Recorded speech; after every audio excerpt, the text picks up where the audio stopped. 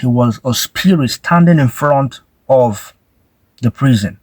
Hello everyone, my name is Adiola Isaiah. Hell is real, brethren. Hell is so real. So real. Heaven is real, hell is real. Don't joke with what I'm about to share with you. Do not joke with it. It was, when I got the message, the revelation, it was terrible. I was afraid, I was scared for my life and for the lives of anyone who do not know Christ, who has not, found Christ yet. This is terrible. This is terrible. A lot of people know that whenever the Lord shows me something, I can't stop sharing it.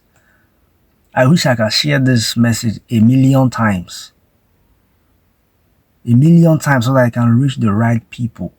A million times. I was in a revelation. The Lord took me to a place. It was like a prison. I was at the corridors of this cell, at the corridors of this prison. And I could see the bars. It was a gloomy, dark corridor. And I could hear souls cry for help. They were in anguish, crying for help. But I could not see them yet because I was at the corridor. I had not gone directly facing the prison, but I was by the side walking along the passage, and I saw the bars, and it was on fire. The whole prison was on fire.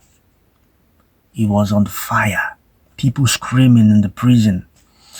And as I got closer, I noticed that they were trying to reach out for the bars to escape, to come out of the bars. But when they reached out and they held the bars with their hands, the bars so hot, it melted off their hands.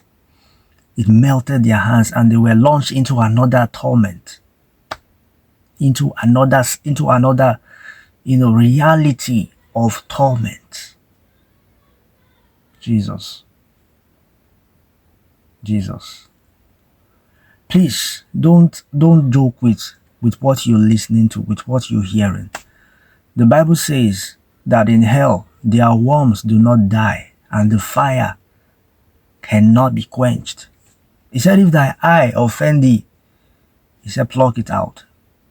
He's not talking about the physical eyes, of course, but he's talking about the things that easily leads you to sin. The thing that is stopping you from following Christ.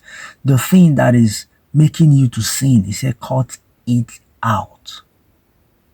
It is better for you to enter into life one-eyed man than to have both eyes in hell where the fires cannot be quenched. If Jesus can describe hell like this, how do you think it's going to be, God? The fire, the bars melted off their hands. Jesus. And there was this, like a warden. But he was not a warden of a man. He was a spirit standing in front of the prison. A spirit standing in front of the prison. So many people know me that when it comes to hell testimonies, I share it many times. I've shared my heaven testimony too before. But when it comes to hell, Jesus spoke more about hell to warn people from hell. There was a spirit standing in front of the prison like a warden, the security guard, to torment people who are in that prison and to make sure they don't go out. I don't know. I don't think they could actually get out of that prison, but that spirit was guarding the prison, was there. And I was just approaching the demon and the prison when that happened. The cries that came out of that prison, it was like they were, enclosed. It was choking. It was as if we were down, million miles in a tiny hole in a prison. If you're watching me and you have not yet surrendered your life to Jesus, now is the best time for you. Tomorrow may be too late.